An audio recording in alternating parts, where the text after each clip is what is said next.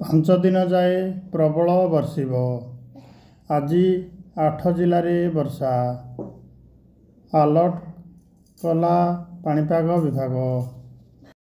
राज्य में एबेठारु ग्रीष्मर प्रभाव देखा मिली। चलित वर्ष प्रथम थर पर 38 डिग्री अतिक्रम करिछि पारद। गजपति जिलार पारलाखेमुंडी में सर्वाधिक तापमात्रा 38.2 डिग्री रेकर्ड होइछि। तापमात्रा वृद्धि पाउथिले सुधा राज्यर आगामी 4 दिन जाए राज्य में किसी जिले में हालुका वर्षार संभावना थिबा बेले एहार प्रभाव में आगामी 4-5 दिन जाए तापमात्रा रे विशेष परिवर्तन संभावना नहीं। परवर्ती समय रे दिन तापमात्रा रे 2-3 डिग्री जाए वृद्धि हेबा संभावना रही। राज्य में एबे गुरुचाप बलय सक्रिय रही, तेणु अनेक स्थान रे हालुका वर्षा देखा मिलुछि।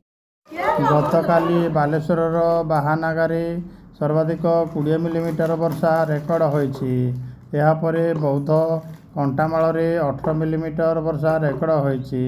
एहा परे अनुगुल, गोविंदपुर, बालेश्वर, गोविंदपुर, सोर, बलांगीर, केउझर, चंपुआ रे वर्षा रेकर्ड करा जाइछि।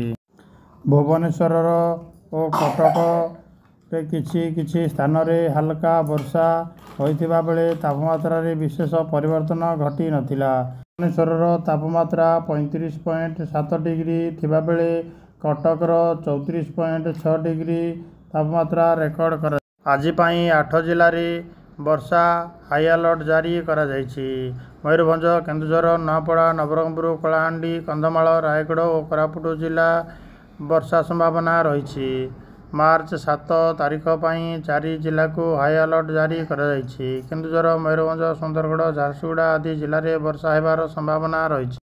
मार्च 8 तारीख पर 12 जिला पर हाई अलर्ट जारी करा जाइछि। किछि पूर्व उपकूल जिला सह उत्तर आभ्यंतरीण जिले में वर्षा संभावना रही। यापर मार्च 9 तारीख में 8 जिले में वर्षा संभावना रही। मुख्यतः पूर्व उपकूल जिलार एही दिन वर्षा पूर्वानुमान करा जाइछि।